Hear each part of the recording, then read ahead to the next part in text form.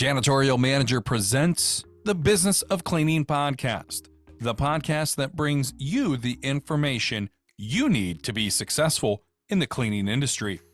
The Business of Cleaning podcast provides in-depth interviews with successful personalities from the commercial cleaning industry, as well as discussing the trending topics that matter to you and your organization. Welcome into the Business of Cleaning podcast, your number one source for information on the commercial cleaning industry. We release new episodes monthly live from the Janitorial Manager Studio located here in Toledo, Ohio. I'm Tim Clagg, the Marketing Communications Specialist here at Janitorial Manager and your host of the Business of Cleaning podcast.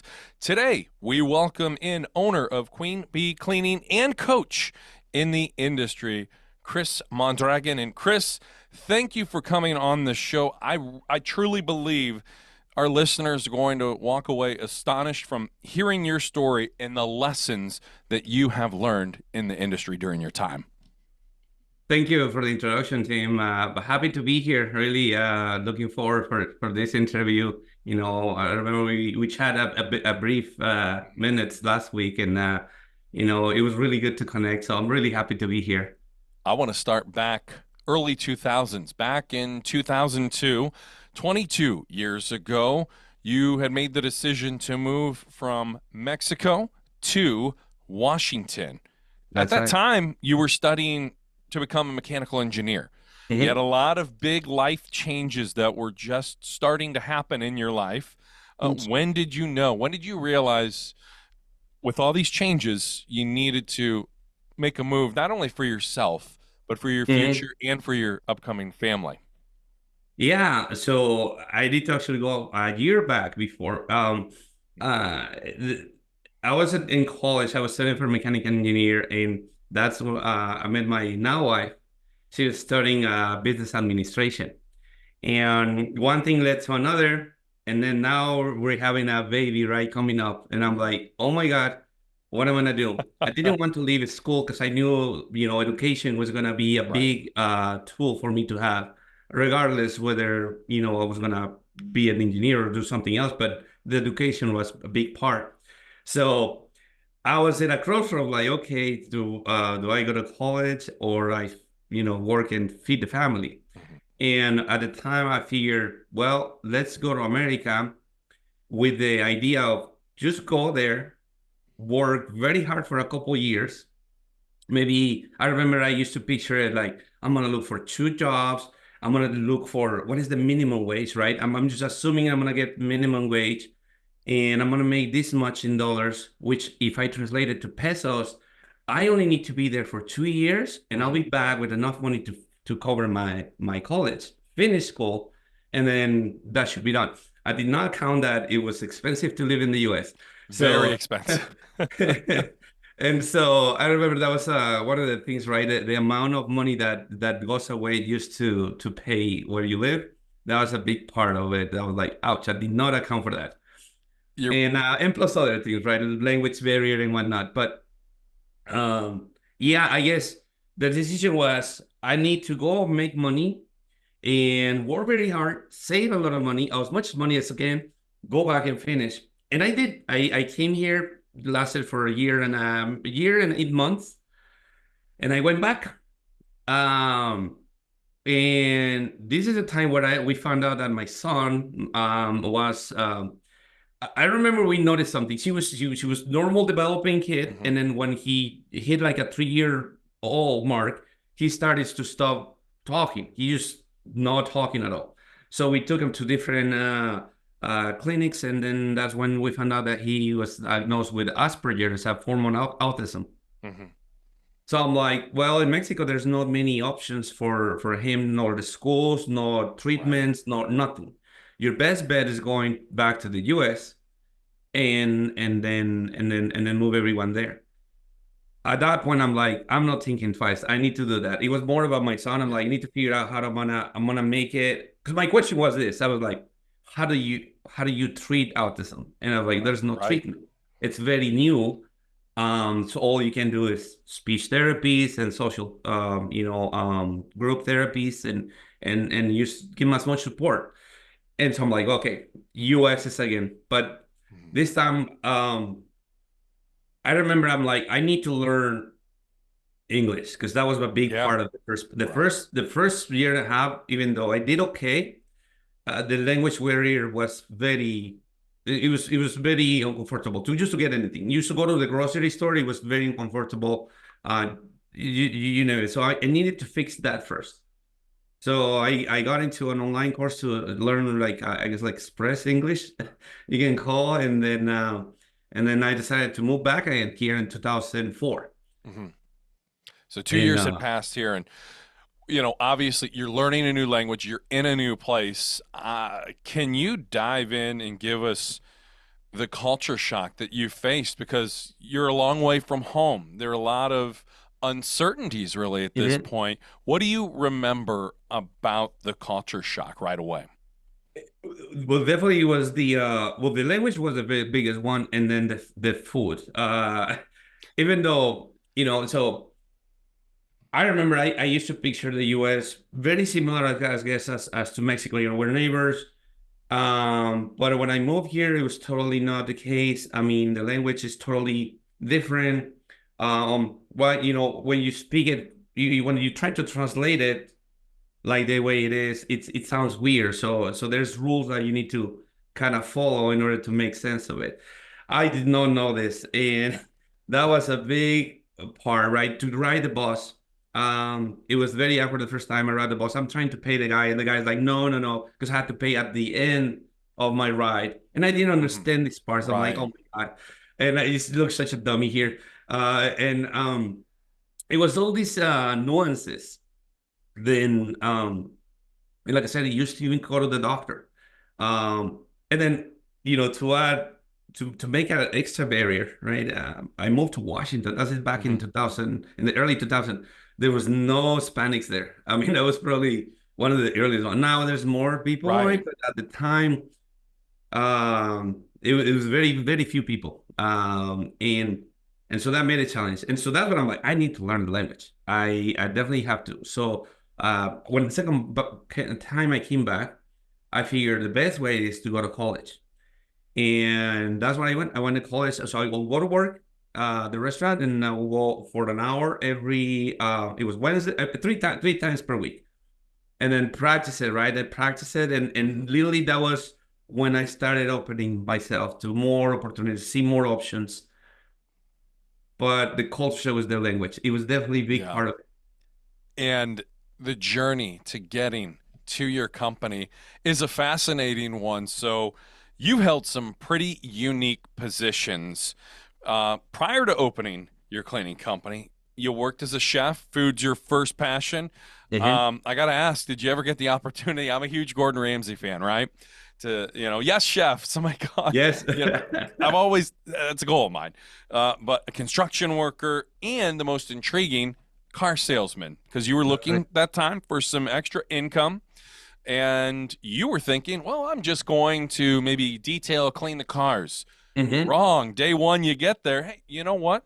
Um, we need somebody bilinguist and Hmm. being able to help speaking Spanish, and they put you on the sales floor. How Hmm. did those skills? Because you stayed there for about 7 years, correct? That's right. That was also a big turning point in my life. I was content with the job I had. You know, I was a chef at the time. I had a good, I remember, I thought it was a good salary, right? And I was comfortable, I didn't have to work outside in the rain and anything. So Mhm. I'm like, I love this job, but I needed an extra income. And thus I went to this dealership, just like I said, and then they're looking for a car salesperson. And the only requirement is for that person to speak Spanish. And I'm like, oh, I can do that, but I don't know how to sell. And they're like, well, I remember said the owner said this is like, I'm pretty sure you've sold before. And I'm like, no, I haven't. He's like, you never sold a car in your life before. And I'm like, well, I have sold my cars. He's like, it's the same thing. I'm like, okay. So I showed up, and yeah, you know, it was back in the early, like I said, that was 2008 when I got the job. That was a lot of people were moving from Nevada and from California because they were losing their homes, Right. and then they were relocating to Washington. It was at the time was more affordable, and people need a vehicle to drive, and I'm the only one that speaks Spanish.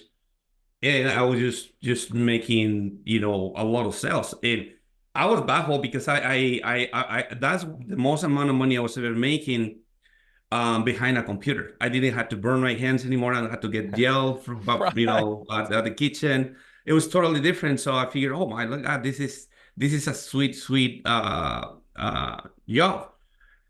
And sales kept increasing. I remember for me, it was luckily for us really that during that time, I jumped into that opportunity because the demand of sales people in the Spanish side, there was a lot of people moving into Mhm. Seattle. So made good money. I had benefits. I had dental, medical, everything.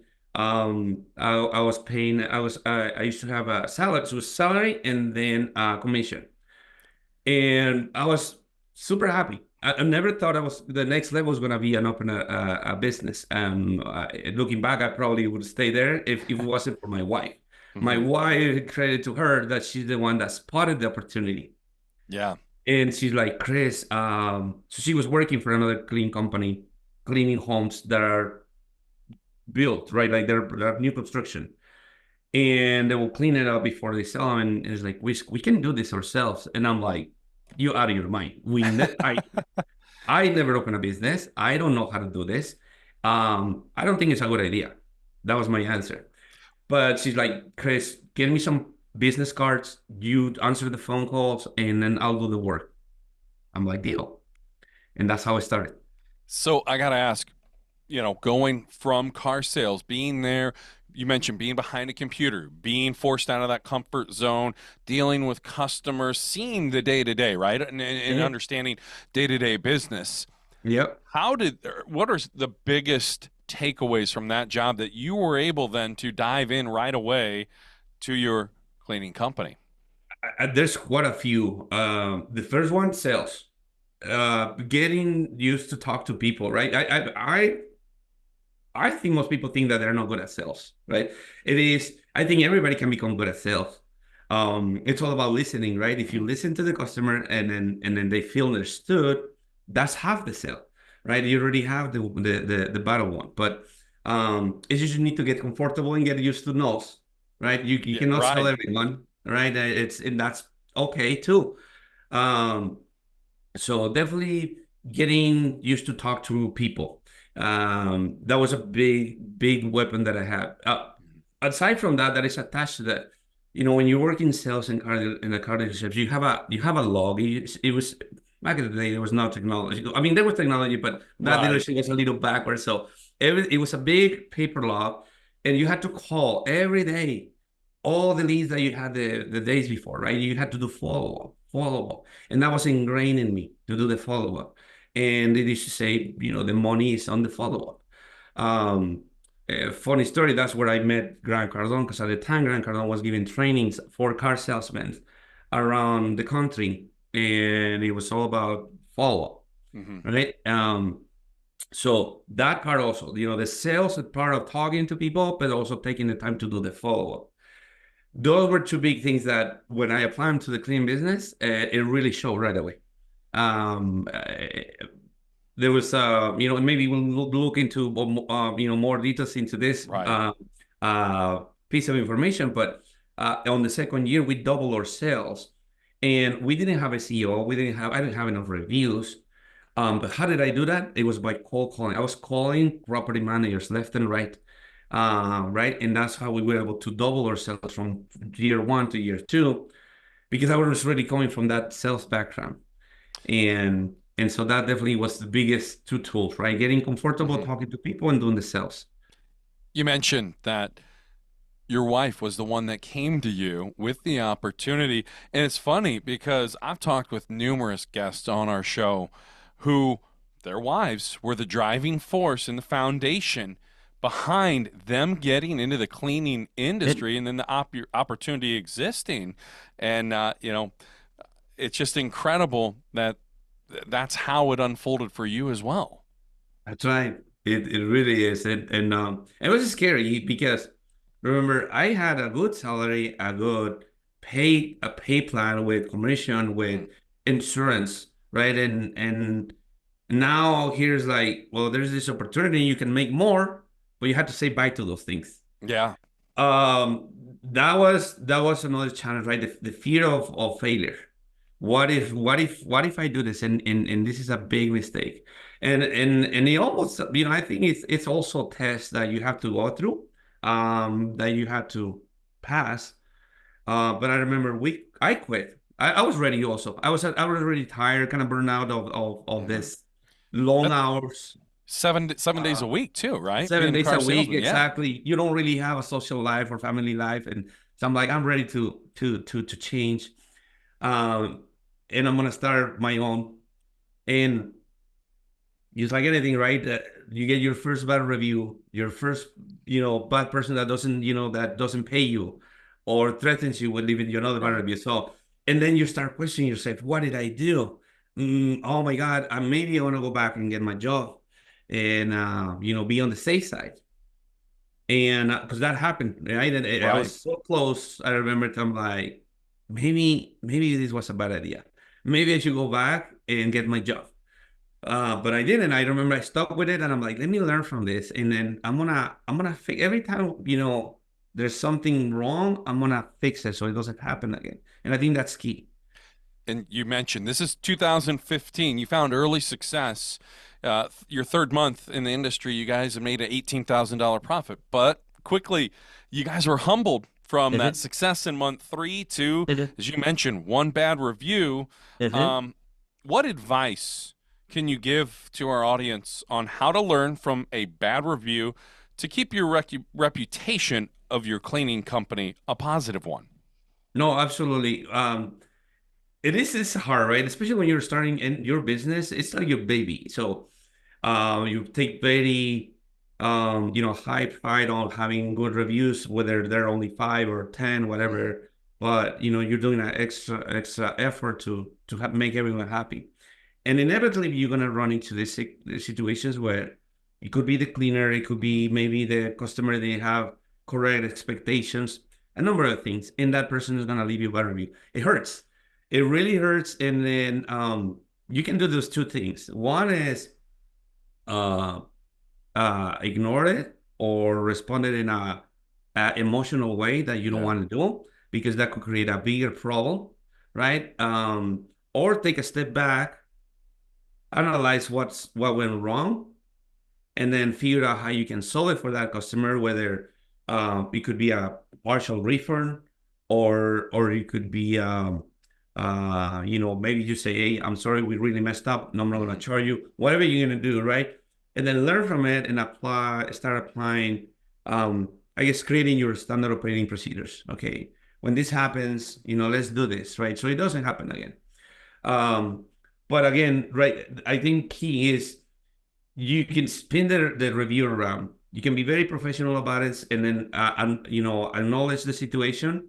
Um, One tip I can give you, even though sometimes the customer is at fault, never say that, because that will just hurt the Right. problem even more. Yeah, Take exactly. ownership, and blame. Say it's on me, and you will be amazed how, even though let's say, even if that person doesn't remove the review, but you answer in a professional way, there's people who read that, and then we be like, you know what? It's true. Not everybody's gonna be happy with the services, Mhm. right?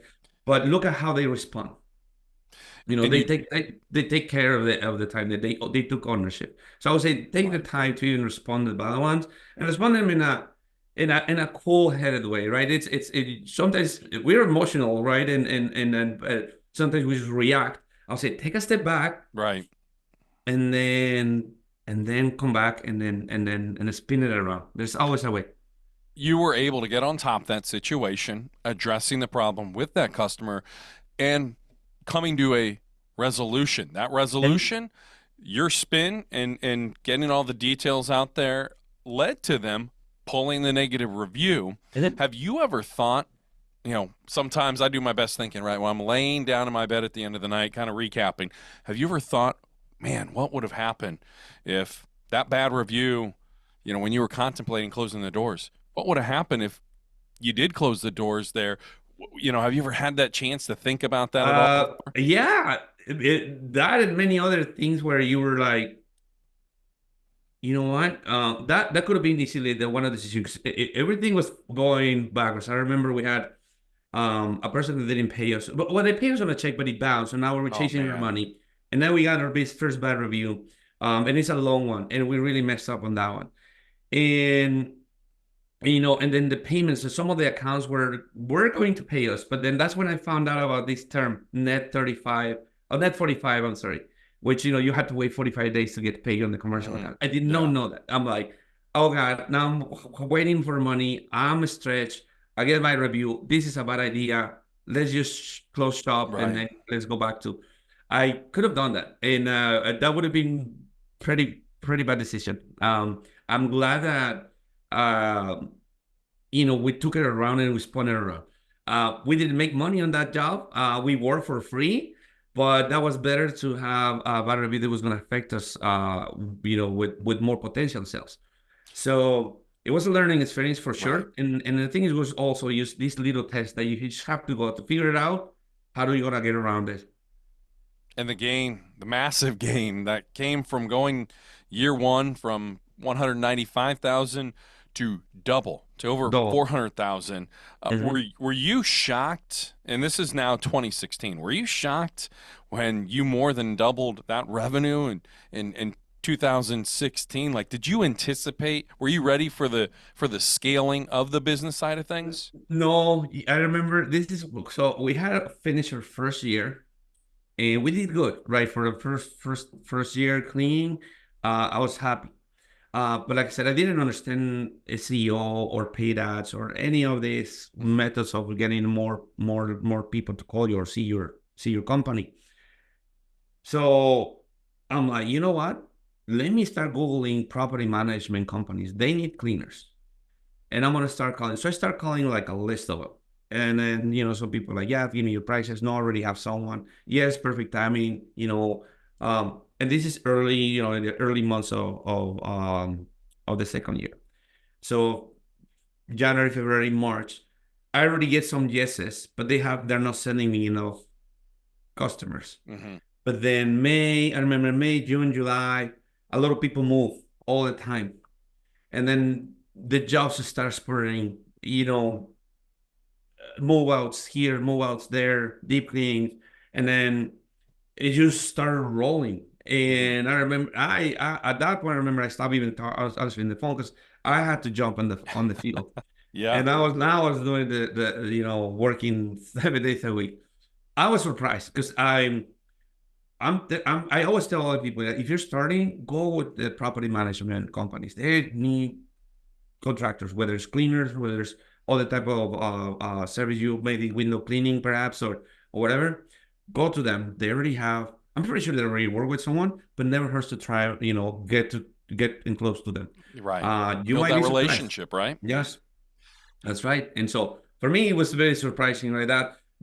When I achieved that, I was like, I'm good. I need to open another business because at that And point I thought I had finally cracked the code. and I'm glad you said that because you transition into, life, right? When you think you have things figured out, things are going great. That's Well, it.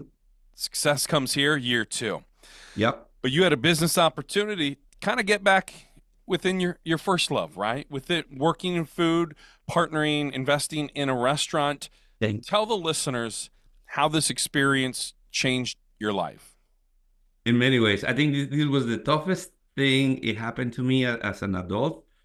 And I it was a dark time, and just another way to maybe I'll give you the gist of it. So second year, we're making 400K a year.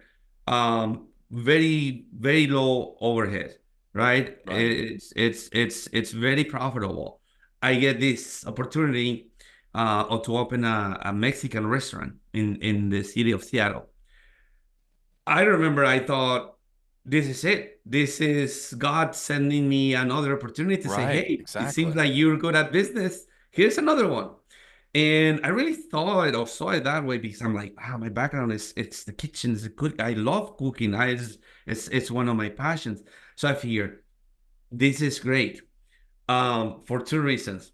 One, because even though I was very proud of achieving the sales that we had achieved on the cleaning business, I was still not 100% in it because he was cleaning.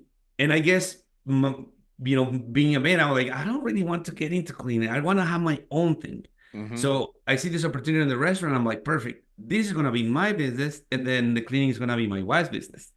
And now between two businesses, this is it. This is it. I'll retire before 40.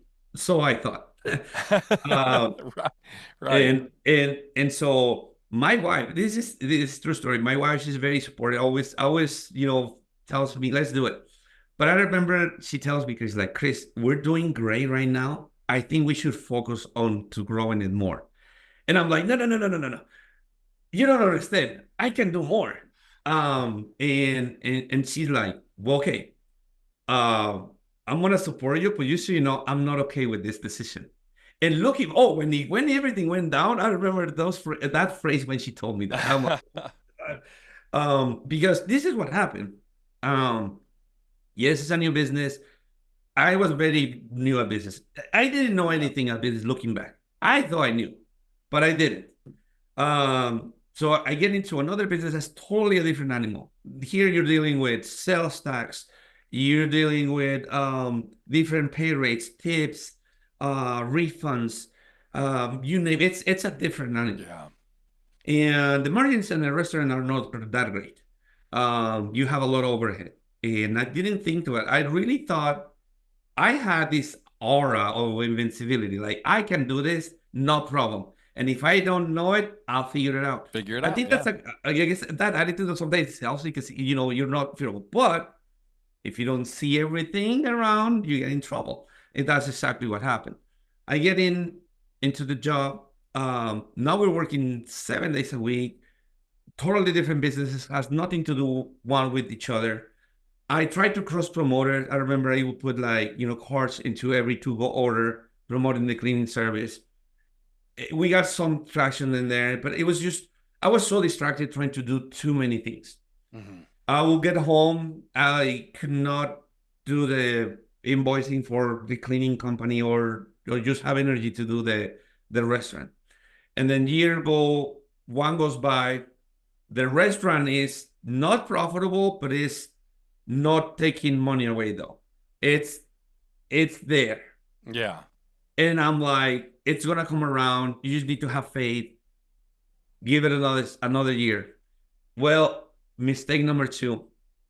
I get another offer of buying a butcher shop and this will solve a problem of cost of food. I'm like, I'm gonna get the meat at a much better price. Right. I'm gonna sell it at the butcher shop, and the meat that doesn't sell after 2-3 days, then I'm gonna take it to the restaurant, cook it, and then I don't have any food waste, right? I have a chain of everything. In plain view, I don't know what I was thinking. It looked great. At this point, I don't have any more money savings, but I have credit cards. And I'm like, you know what? I have a 12 months at 0% APR. I can do this. I'm going to pull it off. And I get myself involved into the third business. From there, it literally just went down, nonstop, because now I have 3 businesses with three payrolls. Now I'm constantly grabbing money from the cleaning business to the restaurant, to the store, backwards, and the money's all over the place, and it's nowhere to be seen. And I'm stressed through the roof. And then creditors, right? Everything started getting behind because now my bills are very high. The income is not coming in, so I'm spending more than I'm making. It was horrible, and eventually I'm like, I need to close shop. I could have closed shop earlier, but then also again the feeling of maybe it's too soon. Maybe I just need to push through a little bit more. Waiting for that break to come, yeah. And it didn't. All I did is just prolong the inevitable, and eventually be like, there's no more money in the bank account. Credit cards are completely exhausted. Now with the vendors that give us invoices, now they're not sending us products because we're behind. We're toast. We're done. So what's the option? Bankruptcy. And at this time, I'm 38. It was the hardest thing to do because my two kids about to go to college. Man. Have minus. I the debt that I accumulated was 600 and something $1,000, and I'm like, what did I do? Um, this is the worst thing ever, and but the only option was really bankruptcy. But out of that 600 and something K, there was payroll taxes, and you Right. can anything that you owe to the government, you cannot take it to bankruptcy. It Un- has to be paid. Uncle Sam came knocking. Uncle Sam says, "I'm sorry you're going through this, but you pay me." Yeah. Um, and I owe them 85,000. After all said and done, they're like, "Okay, you still owe us 85,000. You don't have the restaurant anymore, but we're gonna let you operate the cleaning business, and you had to pay us $2,000 a month for that balance, and you have to be current with the current year." And I'm like, thank you. I actually thought it was like, oh, they're letting me keep, the house cleaning company. Great. Oh, this is good. And now it's really against the wall. When I had nothing else, right? I had no debt, but no credit whatsoever, nothing. And when you hit bottom, there's only one way, and that's up. Up.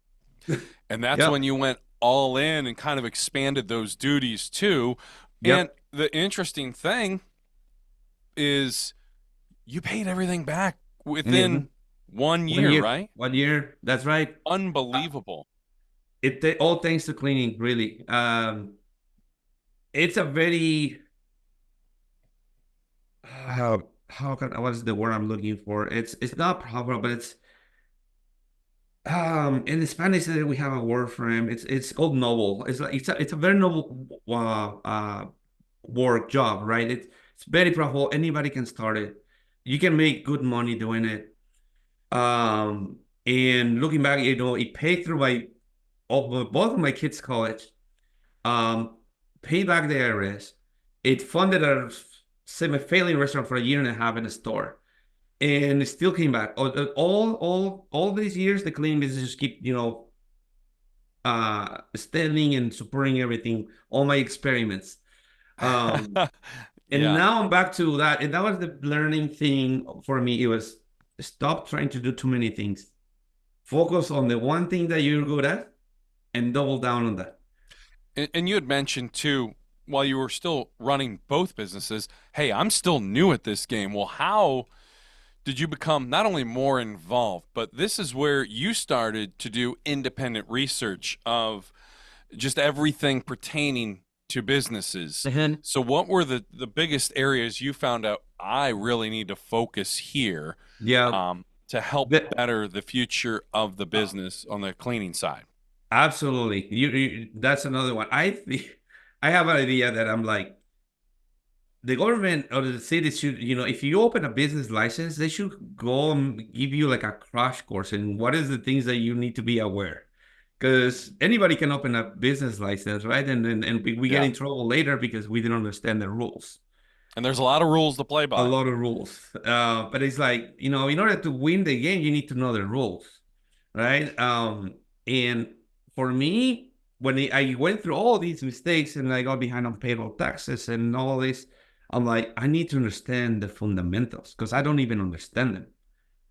So I started doing research, and there's a lot of information nowadays. So guys, there is a saying it's called ignorance is, in the age of information is a choice because you can learn anything Yeah. nowadays. And so for me, I'm like, I need to learn the fundamentals. And I found this website that I think it's associated with the government. It's called score.org. And they have a ton of seminars. Some are paid, some are free, but they have everything from creating a business plan, creating budgets, um, how to pay taxes, um, how to it's about everything about business, and it's there. And I'm like, okay, I need to learn this Hmm. because in order, even though it sounded like kind of awkward. You already had two businesses. Yeah, but I didn't know what I was doing. That's what happened. I And need to there and the understand. one was thriving I need to and has understand continued. how everything works so I can make the right decisions. From there, I learned, okay, what did I miss? Okay, payroll taxes. Oh my God, I thought that was a big one. I didn't understand. Okay, so most business probably like, yeah, they'll be when you have employees, right, the government will withhold certain amount from their total pay, and that amount stays on your bank account.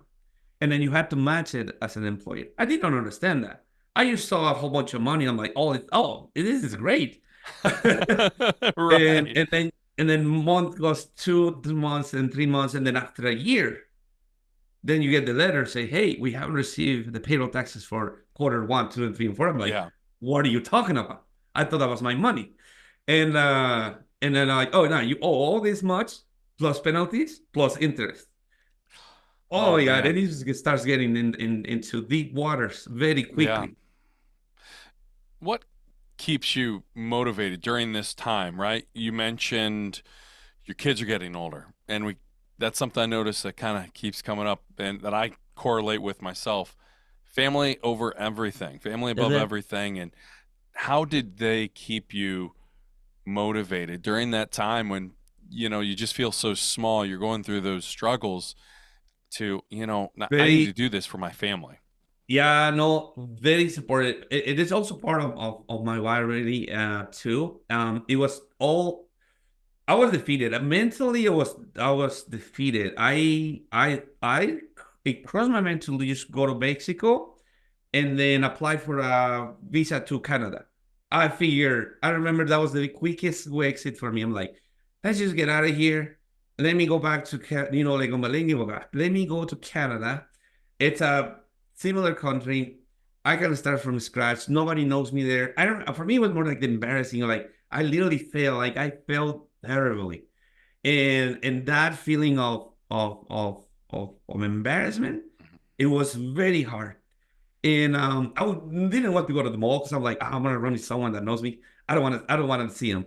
Right? It was Yeah. like for a full year, I did not want to see anyone. It was very like an internal struggle to get out of that. Um, and it was the kids and the wife, right? Like just like go, let's go here, let's go there. And I'm like, don't worry, we'll get out of it. And during this time that I was like kind of locked into my house, I was also learning, right? I was like, I need to learn. I just don't want to go out. I'm Mhm. embarrassed of what happened. And eventually I started also, this is a big thing, right? Self-development. I think that's also a big part on being an entrepreneur. And sometimes we're very hard on ourselves as well. Um, but I started listening to uh, what is this? Bob Proctor. And some people might not believe in the law of attraction or something. No, I think it all comes to really wish what you want, and not the universe is not going to give you what you want because that doesn't work. But if you work towards that, right, Mhm. then I Yeah. guess yes, the other part starts becoming reality. So I started believing on that. And I'm like, I need to try it. If I can visualize it, I can see a path towards it. So it was a lot of self-development, a lot of going into meditating. I remember I started doing meditation because I will get, I don't know if you guys run into this where you have a lot of things to do. You have things to do, but your mind is so occupied that you cannot even know where to start. And then Hmm. a day goes by and you did nothing. And you You're start, overwhelmed. yes, you're overwhelmed.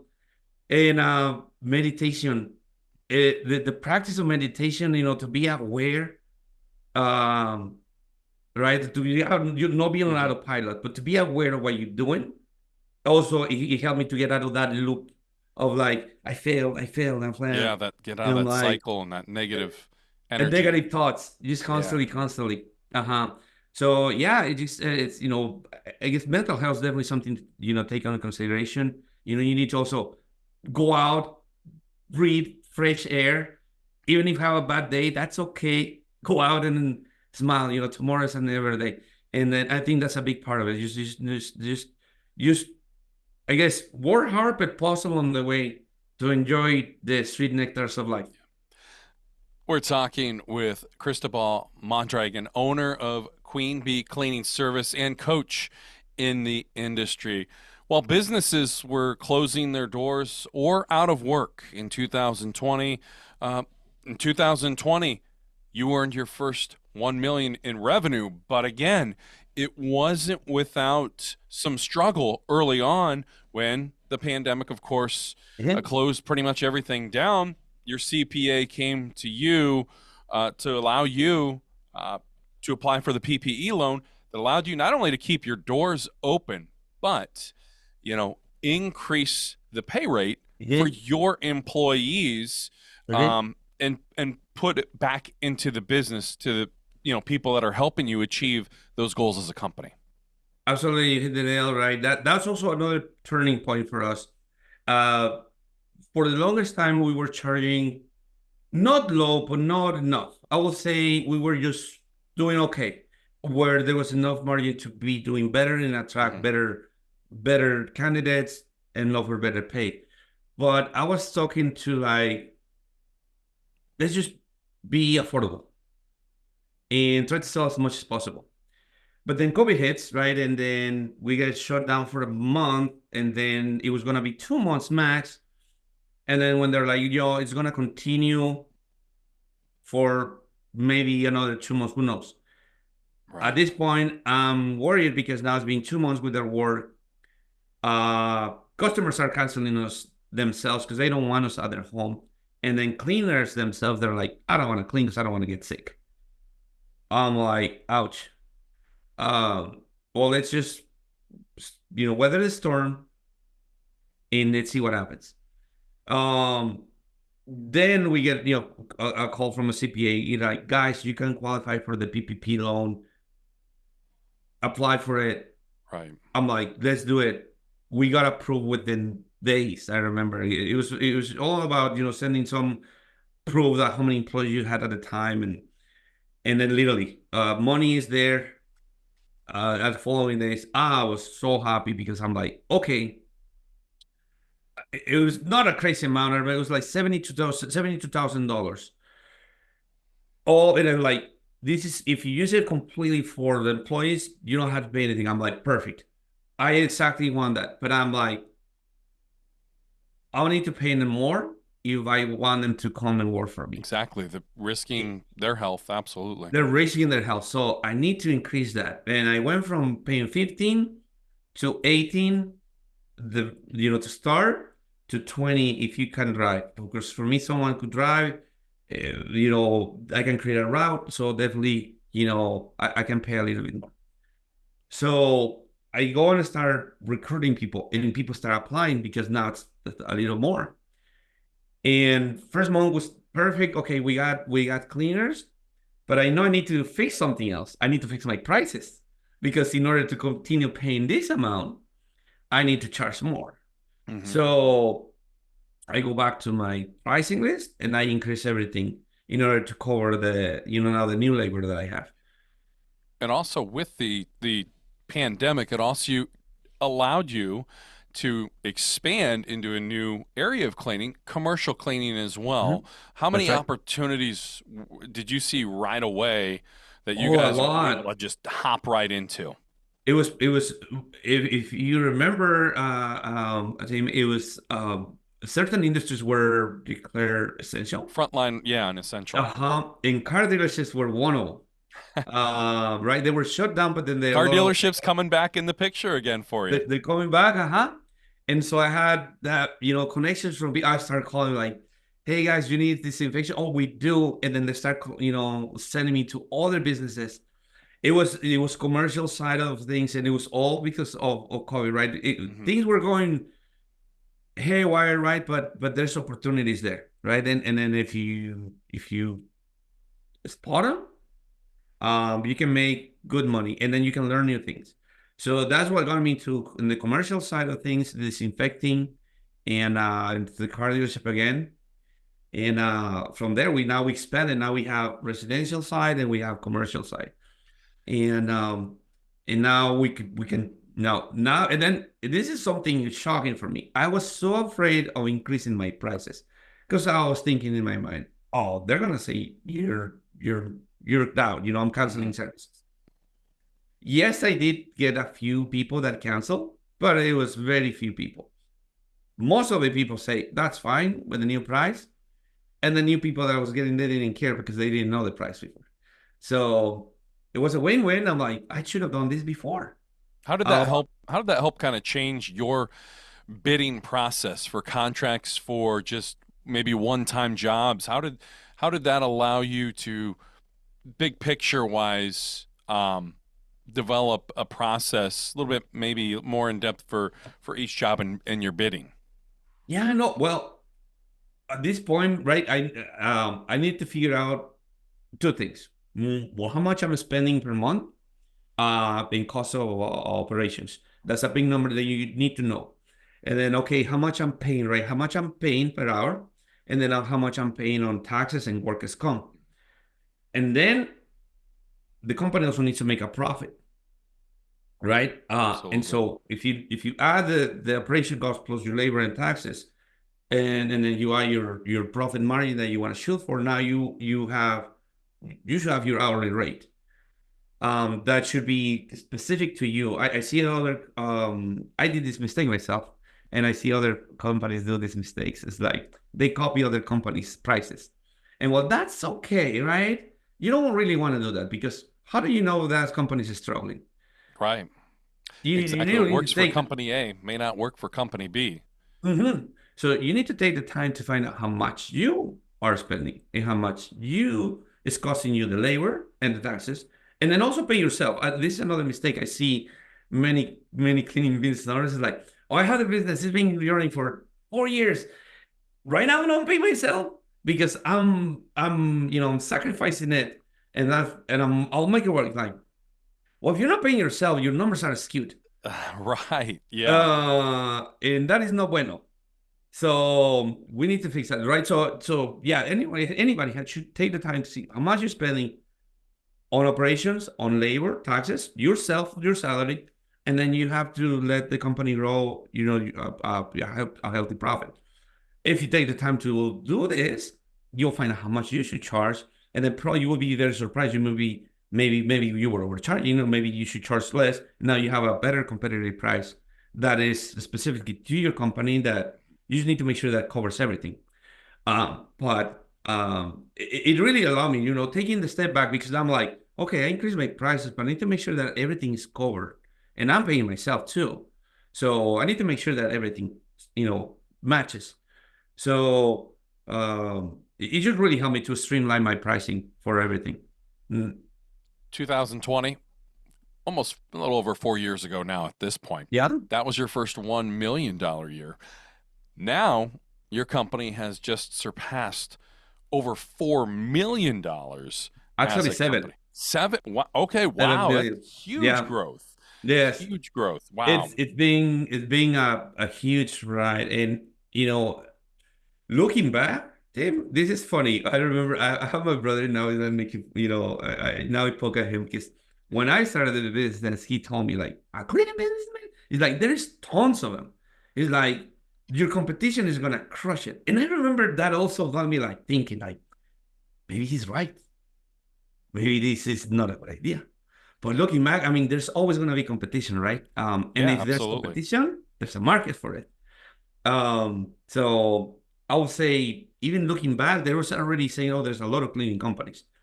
I can tell you that that is not true. The industry keeps growing year after year. And there is more businesses, more people that need cleaning services, or businesses that need cleaning services.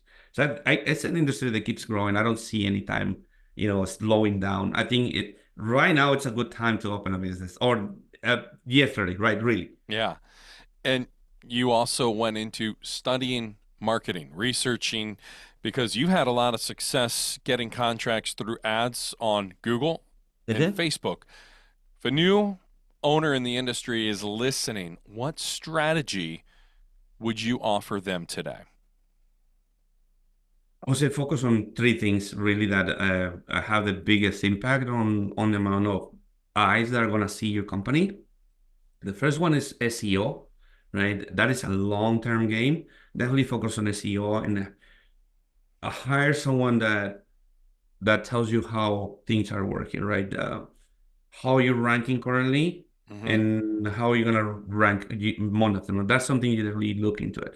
But once that you have that figured out, I would say spend on Google Ads. That's where most people are going to search your services for. And if you're at the top, either organically or paid, Exactly. you're gonna nail them.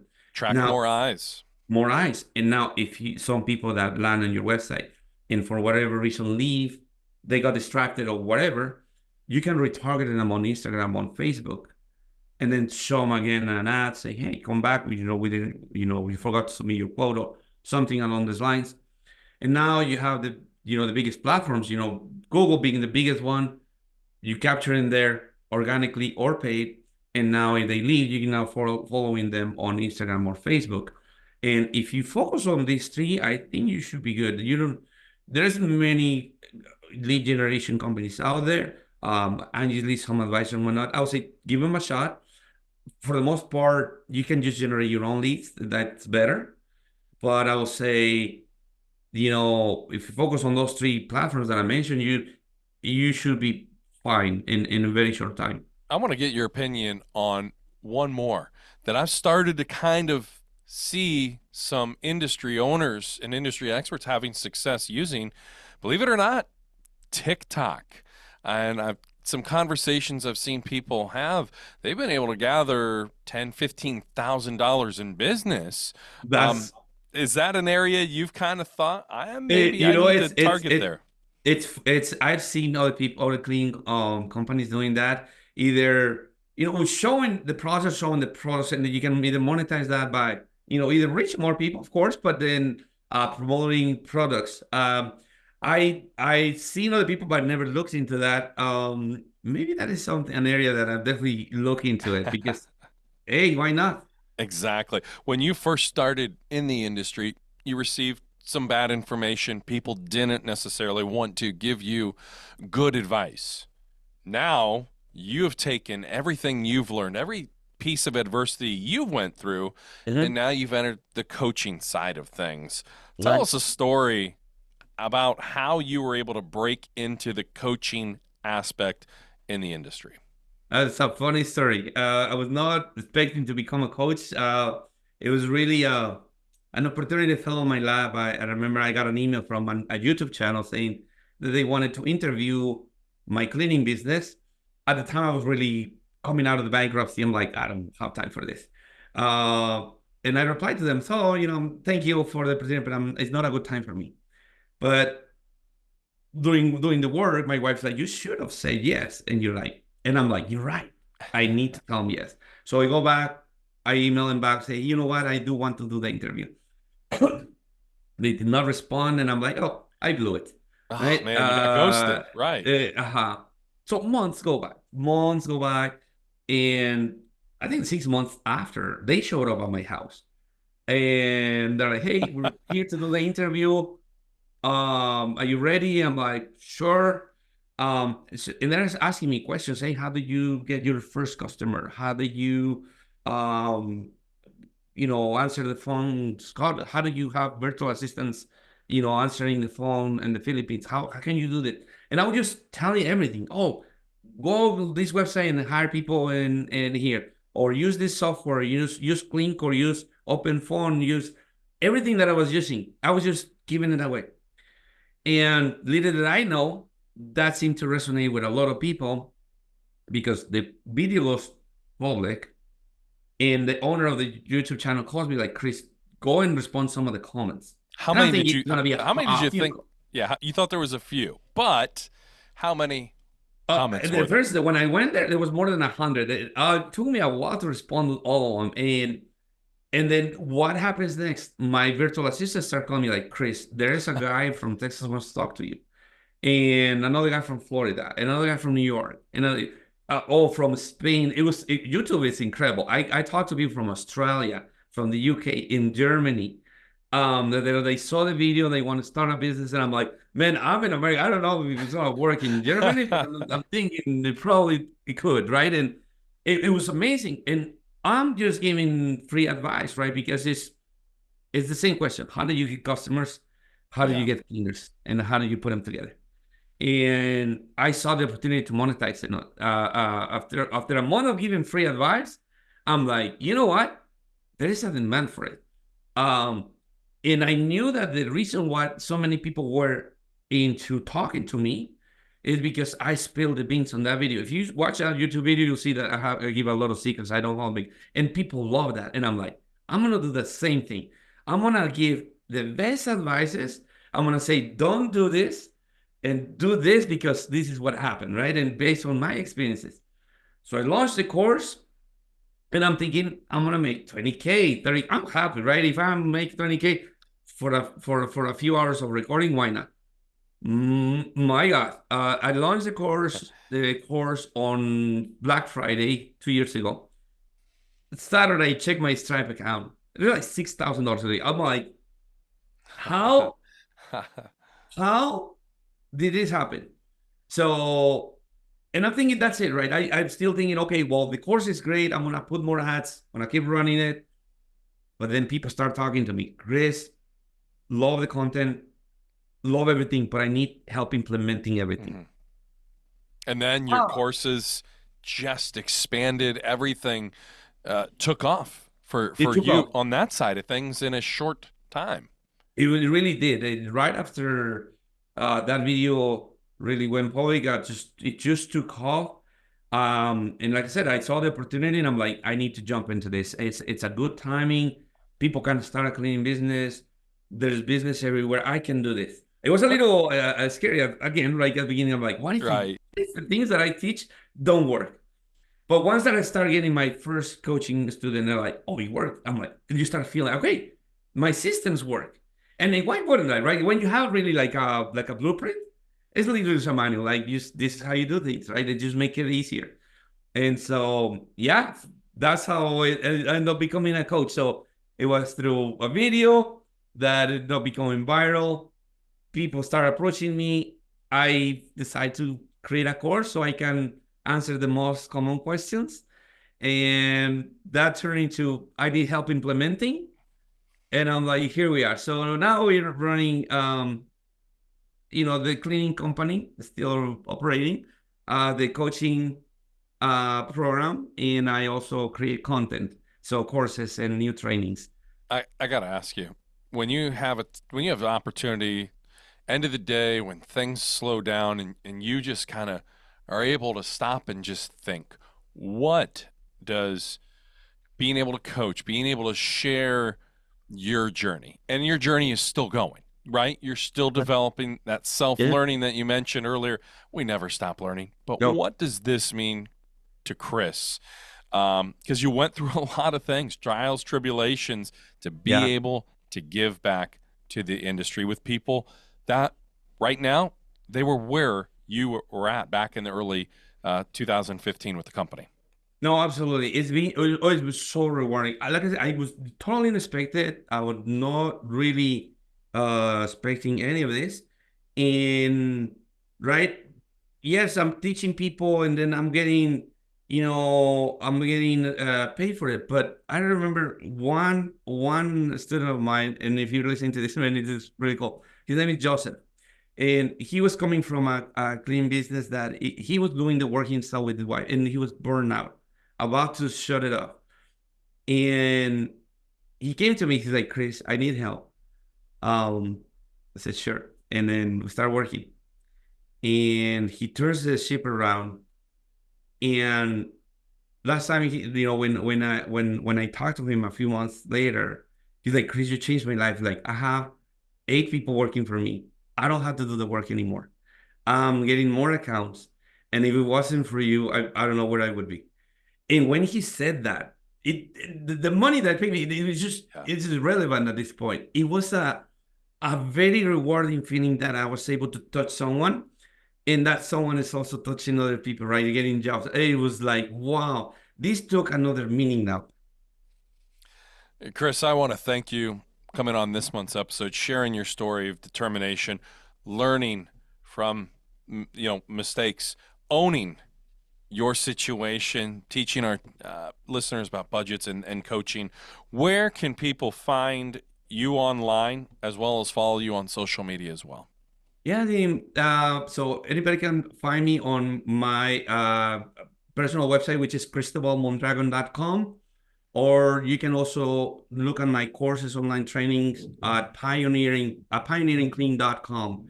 I'm also active on Instagram and Facebook and also TikTok. So under chris.mondragon425. And so, yeah, if you ever need any advice or help, don't hesitate to reach out. I know a thing or two in the Yes, you industry. do.